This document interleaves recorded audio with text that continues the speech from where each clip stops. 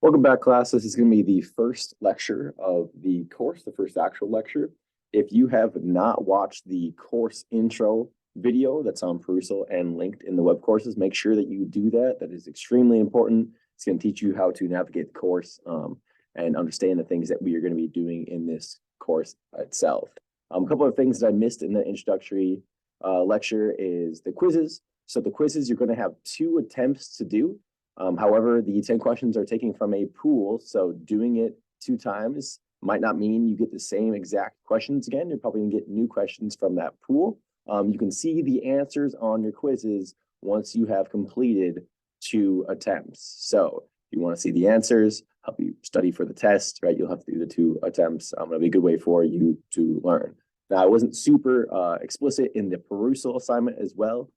Each Perusall assignment or reading, you need to have 3 comments posted on the text itself. So commenting on another student's post isn't going to count. You need to have 3 comments on the text itself. And then obviously I want to create some discourse. So you commenting on other students is going to be helpful for you as well.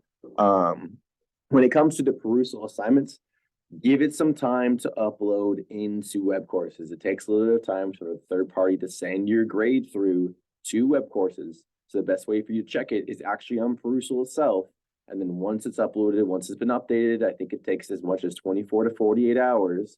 Once that's happened, then it'll upload into web courses. So please don't email me 5 minutes after you're done with your Perusall assignment asking where your grade is. It just takes some time. And if it's been a week and it's still not uploaded, go ahead, shoot me an email then. We'll work on it. We'll see what's going on. But please be patient with that. Now, today's lecture, we're going to start with our Muscles Move Us lecture.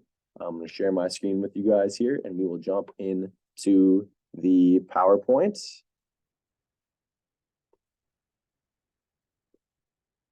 One second here.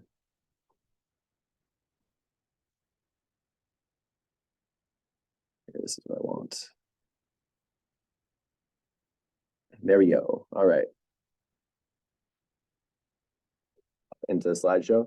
So our Muscle Move Us Chapter 1 lecture. Right, so we're gonna start with our types of muscle. I'll move this out of your way so you can see what's going on here. Right, our types of muscles. We have different types of skeletal muscle tissue. We have 3 specific types. We have our skeletal muscle, which is exactly what it sounds like. It's going to be the muscle that comprises the muscles all around your skeletons, the muscles that are primarily responsible for locomotion. And these muscles are separated into specific motor units, which we'll talk about a little bit more in the future here. You also have cardiac muscle tissue. As you should know by now, the cardiac muscle and the skeletal muscle are a little bit different. Cardiac muscle is not under conscious control, and these cells pass electrical signal to neighboring cells, and that's how you get depolarization of the heart, and you get atrial and then ventricular contraction. And then finally you have your smooth muscle, your involuntary muscle. This is like the liver, the spleen, right? This is a lot of your visceral muscle tissue, makes up a lot of your organs. These are also not under conscious control, right? You're not sitting there concentrating, making your liver filter out your blood, right? When you drank some alcohol, you're not sitting there concentrating, making sure that the liver is filtering out that alcohol, whatever it might be, right? These are completely involuntary, but they are very crucial. This muscle tissue is very crucial because it comprises a lot of your visceral tissues. Now, look at a little bit of the anatomy of the muscle here. Now, these slides that are a lot like anatomy or they have things listed, I'm not going to go over in a lot of detail. I'll go over them just a little bit for a brief explanation, but these things are more things that you guys need to look at yourself. Me reading things directly off the slide isn't going to help you in any way. It's really just going to waste time and it's going to bore you. So we'll go over this in a little bit of detail, but not too much. So obviously you start at the biggest one here, the muscle, broken down into the fascicle, which is what you see in this little box right here. This is a muscle fascicle. Oh, back here, sorry about that. This is a muscle fascicle right here. My pen works. Right there is our muscle fascicle. Right, you break those muscle fascicles down. You look at specific muscle fibers. Right. So we can look at the muscle fiber here.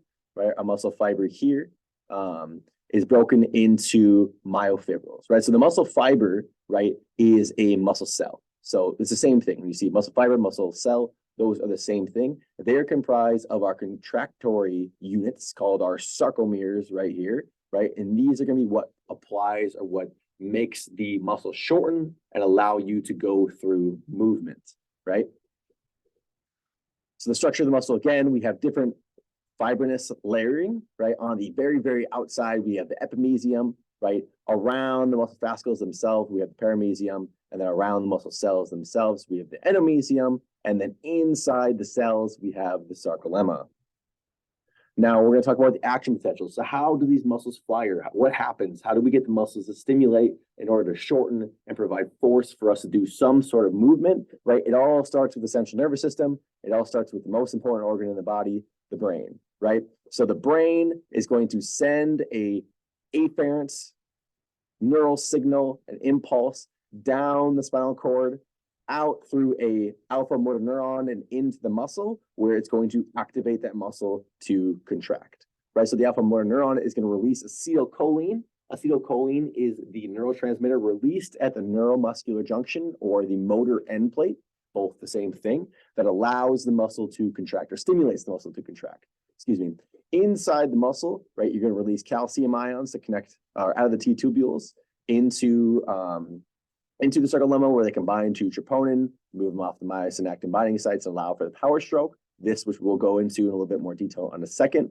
But this is essentially the flow chart of what happens. The flow chart of what happens as you go from active potential from the brain down into the myosin head power stroke, which causes shortening. And we'll explain that more in detail. Don't feel like you're getting no information here. I'm about to go over it more. All right. So we have our sensory neurons. We're not going to talk about too much in this course, maybe just a little bit. But we have our efferent motor neuron, right? So the efferent motor neuron is going to be what stimulates the muscle to contract. So what we're seeing here really is a reflex arc, right? So if you guys have ever touched something hot, right, a reflex arc for most stimuli, right, goes just to the spinal cord. That's why you can react so quickly. When you touch something hot, you pull your hand away. When you step on something sharp, you pull your foot up really, really quickly, right? That is because that receptor, wherever that is, let's say the finger over the candle here, is running just to the spinal cord, and that's sending an efferent signal back to flex that muscle to tear it away from the candle so you don't damage that tissue any further, right? And we're not going to talk too much about the sensory pathway here, but it's just an important thing for you to know. Now, the action potential, right? We're going to go over this in a little bit more detail. See the best place to start here. Right, so before, like we said, the action potential is going to start in the brain. It's going to go down an alpha motor neuron. So we can see up here, we have our alpha motor neuron, and then we have our muscle right here, our muscle fiber, right? So this alpha motor neuron is going to release acetylcholine vesicles that are going to bind to the cell and release that acetylcholine into the synapse that then binds to the muscle fiber. Now that muscle fiber allows an influx of sodium and positive ions into the muscle fiber, right, which is going to travel down the T tubules, right? It's going to travel down the T tubules, specifically calcium ions going to travel down the T tubules, right? That calcium is being released from the sarcoplasmic reticulum. So essentially the acetylcholine stimulates the depolarization of the muscle cell here. The muscle cell releases calcium from the sarcoplasmic reticulum into the T tubules. These calcium ions then go and bind to troponin, right? Which is going to move this tropomyosin off of the actin-myosin binding sites and allow for cross-bridge cycling to occur, right? So calcium to troponin moves to tropomyosin, right? And then myosin bonds to the actin, okay? We see a rundown of the T-tubule system running through the muscle fibers themselves here, right? And we'll go on to the next slide here. So here we can see this calcium is binding to troponin, right? It's going to move this tropomyosin off of these little binding sites that you see here, right? That are occurring right there.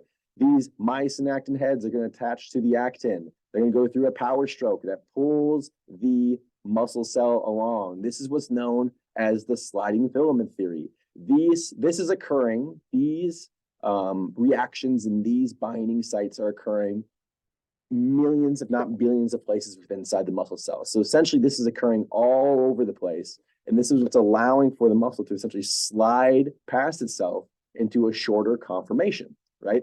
So a lot of people think of when the muscle shortens, they don't really understand what's occurring. It's literally just two proteins sliding past each other because of the power stroke or the bending of these little myosin acting sites, right? So say again, calcium binds to troponin, troponin moves to tropomyosin. It allows the myosin here to bind to the actin, right? And then ATP, which we'll talk about a little bit, comes in here, causes the power stroke, right? It causes the shortening, and then it can reset and go over and over and over and over, and that's what causes the shortening of the muscle cell itself, right?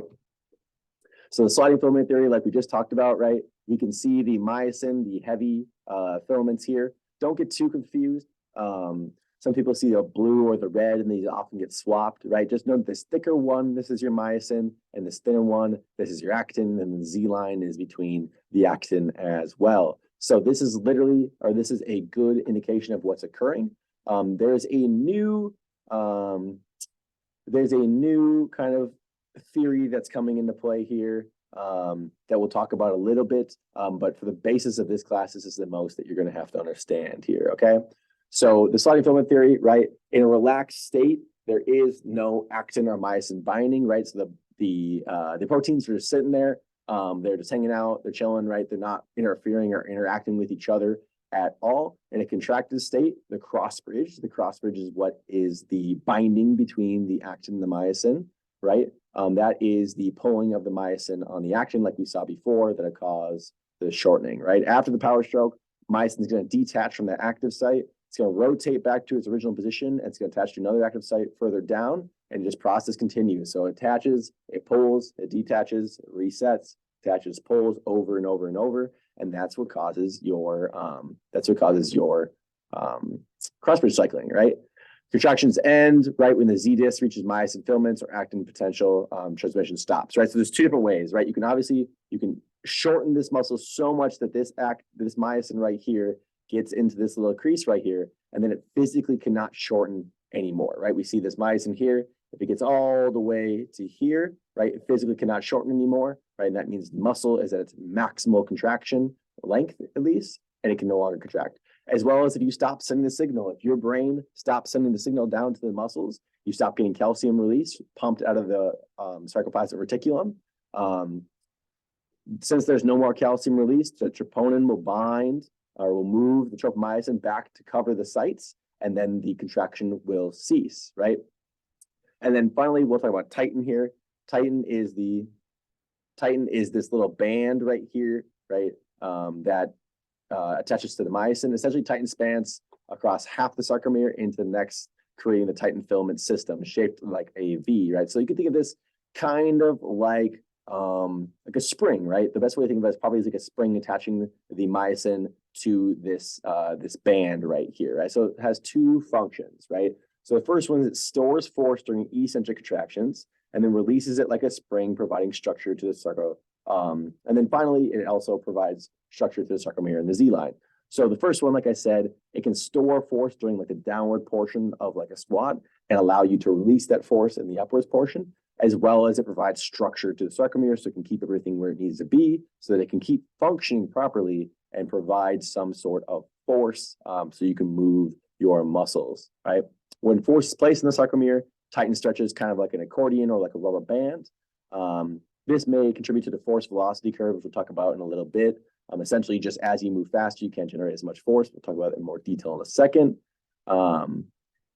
When the force is generated slowly, the sort of energy of the titin is lost because it cannot unwind quickly. So essentially, titin is only useful for any sort of explosive movement where you're trying to release force quickly. If you're moving very, very slowly, that stored energy of the titin is lost, okay?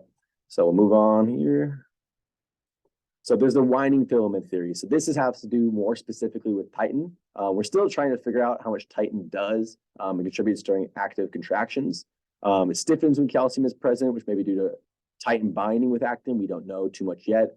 As well as cross-bridging may wind titin on thin filament to store energy. So there's a few different theories of what's really, really going on. We're not 100% sure. So they'll be covered too importantly, just kind of give you some background to what's going on there, as well as there are different isoforms of titin that have different levels of stiffness and thickness. As we're going to get into this course further, we're going to find that all muscle cells are a little bit different from each other, and they're kind of on a spectrum. You start with your very, very small type 1 up to your very, very large type 2B fibers, and the components of those muscle fibers change. And even the proteins themselves, the myosin, the actin, the titin, they may be slightly different in each of the muscle cells depending on their function, right? Form follows function. So the function of the muscle cell is different. The form or the shape or the components of that muscle cell might be different as well. So motor units, right? So we talked about this a little bit, motor units. So the motor unit is just going to be the alpha motor neuron and all the muscle fibers that it innervates, right? So we have a motor neuron, right? It's attaching to these muscle fibers, all the muscles that it stimulates, same thing as innervate, right? This is going to be what a motor unit is. So we're going to have different size of motor units, right? We see this one here, this purple one, right? It's only stimulating a couple muscle fibers. This is a much smaller motor unit, right? As well as motor unit 2 here, right? This is attaching to multiple muscle fibers, one more in this case, 3. This is a little bit larger of a motor unit, right? So the motor unit is just the alpha motor neuron and all the muscle fibers that it innervates. And these function in what's called an all or none principle. So this, let's say motor unit 1, right? It will not activate these muscle cells until it gets the proper stimulus. If we're familiar with depolarization, we need to get to a potential that is great enough to elicit some sort of electrical activity in the muscle cell, right? So looking at this here, right, we can see that there's a little bump here, a little bit of electrical activity, right, sent by the neuron. It's not big enough, right? We see a little bit here again, electrical activity sent by the neuron, right, the acetylcholine release from the neuron. It's not big enough to stimulate the muscle cell, right, or the muscle cell to contract. But once we get to this threshold, this negative 55 threshold, it's all or none. Once it hits negative 55, that stimulates a contraction, right? Every single time. So we'll get this contraction, we'll go back to baseline, right? And then stimulate negative 55 again, get a contraction, it goes back to baseline, right? So anything below this threshold is not going to elicit a muscle contraction. But anything above it, right? This one right here, or even this really, really big one right here, they're going to elicit the same exact muscle contraction. Muscle cells fire, they're either on or they're off, right? So you can't fire a muscle cell a little bit, like 50% effort, it fires at full effort. How you modulate force is based on how many motor units you're actually activating, right? As well as we're going to talk about the Henneman size principle. So the Henneman size principle is a principle or a law that states that motor units are recruited in terms of size, and it begins at the smallest ones. So motor unit 1 is recruited first because it is the smallest. And this makes sense, right? So a motor unit, you would think, that is very, very small would likely have a much, much smaller motor neuron, alpha motor neuron. So a much, much smaller alpha motor neuron is going to be probably easier to influence, easier to stimulate than a much, much larger one, right? If you're trying to break a stick, it's a very, very thin stick like a chopstick, you can snap it very, very easily. But you grab a log and you try to influence or try to break it, it's going to take a lot of energy. Same concept kind of applies here. The smaller motor units will always be recruited first. Your type 1 fibers, which are the smallest ones, are always recruited first. And then as the intensity, as the stress of the exercise becomes greater, you're going to begin to recruit more and more of these muscle fibers, right? So you want to make sure, right, that when you're thinking about this, you're thinking smallest to largest always, right? Just for the basis of this course. You can see here, right, generally these smaller fibers are very, very type 1 in nature, and the larger fibers are very, very type 2 in nature. And then finally, the force velocity relationship. Essentially what this is saying is that the faster you move, the less force you can generate through that movement, right? So if you are moving at your maximal velocity, maximal speed, as we see down here, the force you can produce is going to be very, very low, right? As I'm sure many of you seen, right? If you get in the gym and you throw, or you just get under the bar and you start squatting, if you're a pretty strong individual, you can go up and down real quick. You can jump as much as you want with that bar on. But as you begin to add weight, right, the ability to produce maximal force is required because that weight is much, much heavier. So you need to slow down in order to produce that force. And this is the great conundrum for all sprinters, right? You want to be able to provide as much force as fast as possible, right? but you're trying to also move really, really quickly. So you're trying to provide a lot of force so that you can explode down the track, but you also have to provide it really, really quickly. And this is what power is, essentially the ability to provide force really, really quickly, rate of force development, right? You can generate a lot of force, right? We put Usain Bolt on this graph here. You're going to see that he has a massive rate of force development. He's going to develop force very, very quickly, right? But if we throw, let's say, the world's strongest man on here, we put CBum on here, a professional bodybuilder, right? I'm sure he has higher rate of force development than the average population, but his rate of force development is going to be much, much slower because of the conduciveness of his sport, right? He's not able to generate as much force as fast, but he can generate a lot more force if he's given time, right? We already went over that. So reaction time, right? So the fastest possible reaction time is about 0.15 seconds, which is exceptionally fast. And a conscious reaction, touching a hot stove, takes about half the time. So we talked about that reflex arc earlier, right? So you touching a hot stove and pulling your hand away really, really quick, right? It happens a lot faster because it only has to go to the spinal cord, and you don't need to have any sort of conscious interpretation of the signal telling the muscles to move. It's just a natural reaction, right? No matter how much someone trains, and they cannot train to get really much faster in the reaction time. Now, obviously, you can train the muscles to get much faster, but the neural impulses themselves have a speed limit. So that speed limit will not change. Here's a good example. All right, I myself am a baseball guy. I love baseball. I played baseball up until last year at a few different levels. It takes about 0.4 seconds from the time a baseball leaves a pitcher's hand to reach home plate. That leaves just 0.25 seconds for the hitter to make a decision, right? So if you look at this here, if you really, really want to break this down, we can. I'm not going to go over this too much in detail. It just kind of lets you understand the timing of these things and how fast each of these things can occur. Muscle extractions and neural stimuli move really, really, really quickly, right? You really can't fathom in your head how small 0.15 of a second is. It's just a quick thought, right? Especially when something's happening. Right. So, but with this, right, you're kind of understanding that these things can occur very, very quickly. But for activities such as sport, right, honing these really, really quick reactions is what makes a lot of these athletes so successful. Right. So next, we're going to talk about our types of contraction. Right. So we have our isotonic contractions. Isotonic are our movement contractions. Right. Talk about concentric and eccentric. Concentric contractions are contractions in which the muscle body or the joint angle shortens, right? Specifically, the muscle is shortening. Okay, so like the upwards portion of a curl. So the upwards portion of a curl is going to be a concentric contraction. An eccentric contraction would be like the downwards portion of a curl, or it would be like the downwards portion of a squat, right? The quadriceps in the downwards portion of a squat are being elongated, they're being stretched, they're going through an eccentric contraction, right?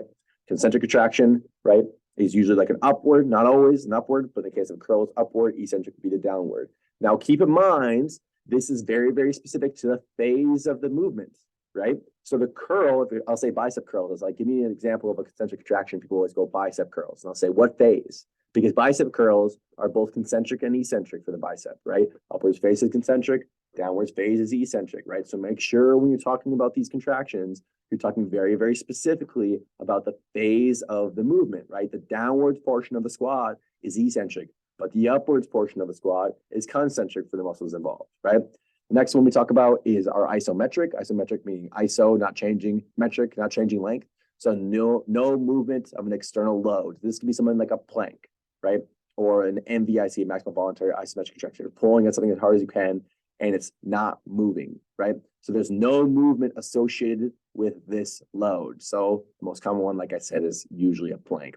And then we have isokinetics, so the movement at a set speed, right? So what you see on the Biodex here, this is a device that can create a movement that always occurs at the same speed, no matter how much force you apply, right? If you sit on, let's say, a normal leg extension device, the more force you apply, the faster you move that way, right? Everybody's felt that before. You get on, probably if you've been in the gym a lot, you've had times where you forget to bump up the weight to whatever weight you're doing, right? And then you kick it and it goes really, really fast, right? The more force you apply to a traditional weight, the faster you're going to move.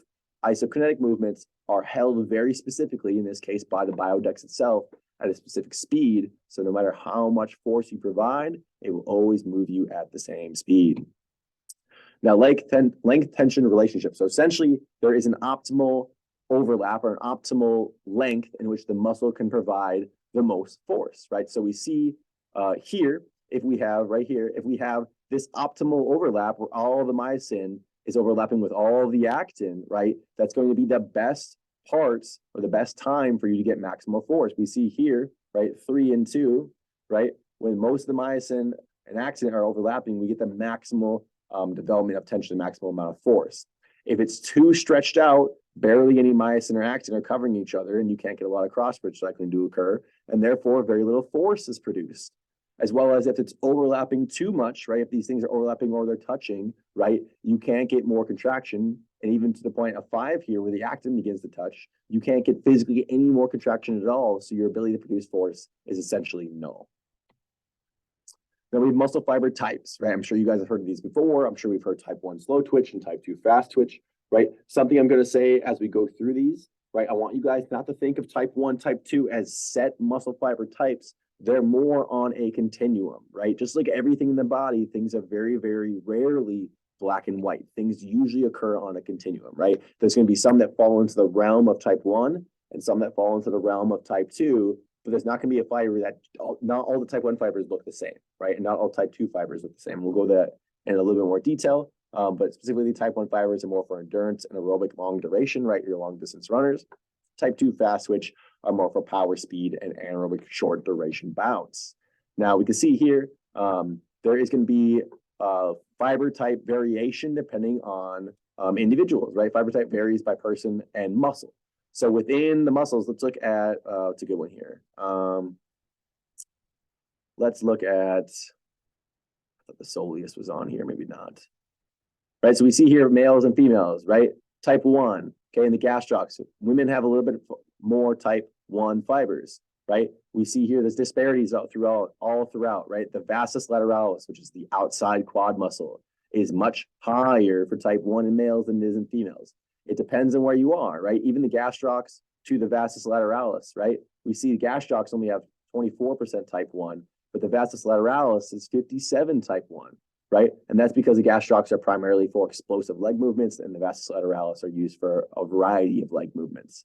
Right, so from sex to sex, from person to person, even from muscle to muscle, the fiber type distribution, the amount of type 1 or type 2 fibers varies vastly. And we see here, right, we have our type 1, type 2, or type 2A meaning type 2 anaerobic. We have our type 2A. We have our type 2AX, and then we have our type 2X, right? There's a vast continuum of what these muscle fibers are essentially capable of doing, and they kind of fall into specific windows. There is no set increment in which they are categorized, right? As well as we see here, right, the soleus is the muscle that's primarily responsible for longer duration, like walking and standing. So we can see here, it's a lot more type 1 fiber based because it's meant for long duration things like walking long distances or standing. Meanwhile, the plantaris or the gastrocs are primarily for explosive movements. So you're going to see here they have a higher concentration of type 2 fibers because, again, remember, I'm going to say this a lot in this course, and you should know this going forward. Form follows function. So if the function of the gastrocs is to provide explosive movements, the form, the things that make up the gastrocs are going to be very oriented in a specific manner that allows for explosive movements. Now we see here we have type 2, type 1, type 2A, type 2X, right? We see essentially the energy systems that they're using. We see their fiber type or their fibers per motor neuron. We see the distribution of these neurons for each of these, right? Fibers per motor neuron. Type 1 fibers usually under 300. Type 1 fibers are usually smaller, right? Type 2A get a little bit larger, and type 2X. And then finally, type 2B are at the very, very largest. You can see the contraction speed. You can see the type of myosin ATPase, right? You can see all different things in this. Something to keep in mind, right, is that yes, type 2X fibers are generally larger, so they can generate more force than type 1 fibers. Now, per cross-sectional area, they provide about the same amount of force if given ample time. What that means is if I had a quarter-sized chunk of type 1 fibers, and I had a quarter-sized chunk of type 2X fibers, and I gave them ample time to produce force, right? They are going to produce relatively the same amount of force. Now, the difference, disparity here is that you see that, or you hear that type 2X fibers produce more force is just generally because they're larger. They're larger, so they produce more force, and they are quicker in developing their force, so they're used more for powerful explosive movements, usually needed in most sports. Right, so we have here a rundown, right? This is going to talk through type 1 fibers, type 2A fibers, type 2X, type 2B, right? You can get as a peek over, understand what's going on here, right? This is more of a conceptual graph, right? So if you look at this and you're trying to memorize every individual thing, you're going at it wrong, right? You need to look at this conceptually and be like, okay, what's going on here, right? Our type 2 fibers, those are meant for really, really explosive things. So what do we think the contraction time of type 2B fibers are? Well, it's probably going to be really, really fast, right? Versus type 1 fibers, right? Meant for long duration running or long duration walking. The contraction time does not need to be fast because that's not what it's made for. And therefore, it's going to be very, very slow. Vice versa, we look at capillary density, right? We'll get more into this, but capillary density. When you do long duration aerobic exercise, you need lots and lots of oxygen, which means you need lots and lots of blood flow. So lots and lots of oxygen required means lots of blood flow. The capillary density for type 1 fibers, which require a lot of oxygen, is going to be much, much higher. There's going to be more capillaries around than type 2 fibers. Type 2B fibers specifically are almost entirely anaerobic. They use almost no oxygen. So why would we have capillaries next to them if they don't even use oxygen in the first place, right? Obviously, they have capillaries next to them because they need to go through daily functions, but specifically for exercise, it's not needed as much. So the concentration of capillaries around them is not going to be as great. Genetics, right? Genetics. Sad to say, but genetics determines a large portion, up to 50% of athletic potential, determines the potential or the percentage of type 1 and type 2 fibers in the body. So if you are naturally, sorry, I'm stuttering here. You are naturally predisposed to have more type 2 fibers in your body, you're going to be more explosive. You're going to be faster. That's why you see a lot of professional athletes. Kids also become professional athletes is because they have this natural predisposition to have higher type 2 fibers in their body. Those who have higher type 1, right, you're predisposed to be better aerobic athletes. Those who have higher type 2, you are predisposed to be greater explosive athletes.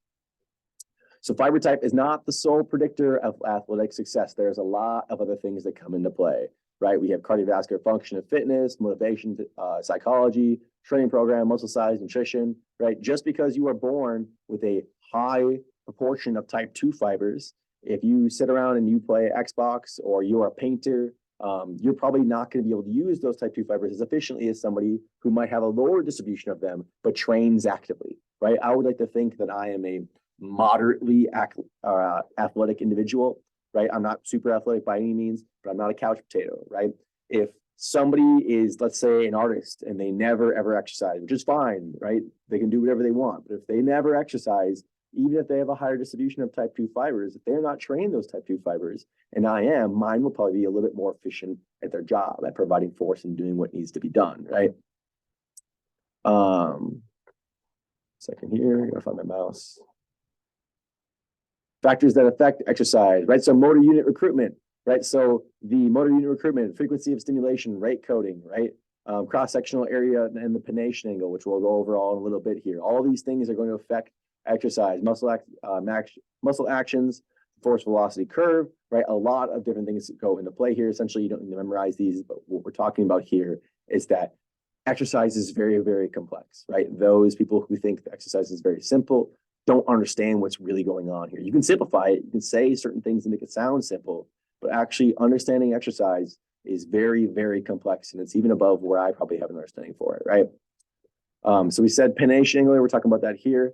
Pennation angle, essentially, so if you have more parallel fibers, right? So if you have relatively longer fibers, less fibers, faster contraction, so if you have more of those sarcomeres lined up straight, like you'd see here in this parallel orientation, right?